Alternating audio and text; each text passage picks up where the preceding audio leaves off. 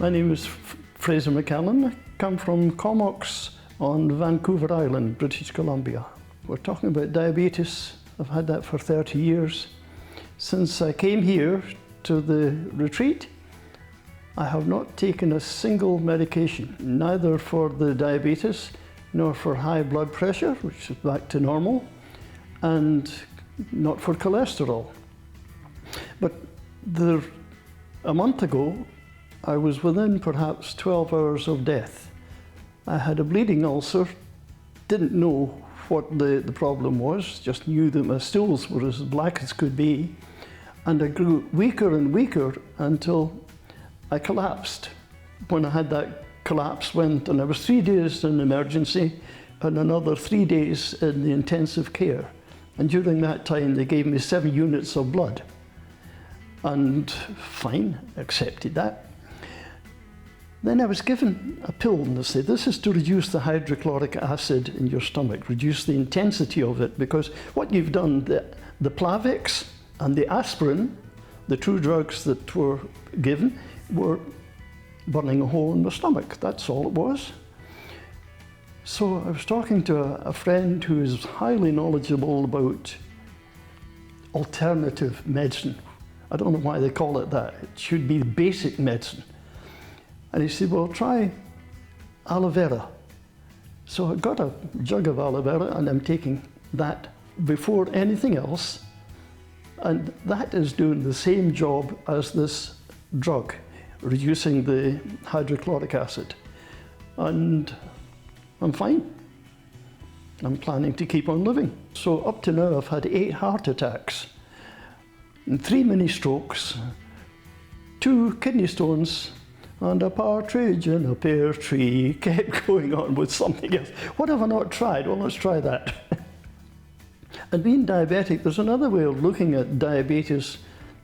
It's sugar addiction. So I was a sugar addict, which is interesting in one way because my first 7 years of employment was as a sugar boiler, making candies. Now, naturally, you've got to taste the candy and see if the texture and the flavour is right. So it may well have been the start of it before I was ever diagnosed, which was many years later. And I was fortunate in my doctor. He was fairly new and I didn't get to see my regular doctor. And I said, yeah, I've got the most awful itch and I'd been scratching my arm until it bled. Oh, he says, let's test you for diabetes. That was the first thing he said. And good, they discovered that that's what it was. Type 2 diabetes is, well, it's a lifestyle. It's not a disease. It's a failure to look after my own body. I got glaucoma, yes, they want to shove a lens in my eye, but it's macular degeneration. And what I had found for the past year is I walked in sunlight today, and I'm out directly in the sun. It's just a glazing over of blinding white. I can't see anything. In fact, there was one day I walked out just to my driveway and looked for my car. I couldn't see it. It was just blinding white. Now, before we came in here this afternoon, I was telling Pat, I said, look, I can't see anything but what I'm supposed to see. There was no blinding anymore. I'm seeing normal. And that, to my mind, okay, that's a big lesson. And isn't because I'm not taking the pills that's happening, it's because of the nutrition that I'm getting. My body's getting obviously what it needs and it's using it and giving me feedback. The smoothies are absolutely delicious. And I can't understand why they didn't have these in the 30s and 40s, because there was nothing but shortage of foods.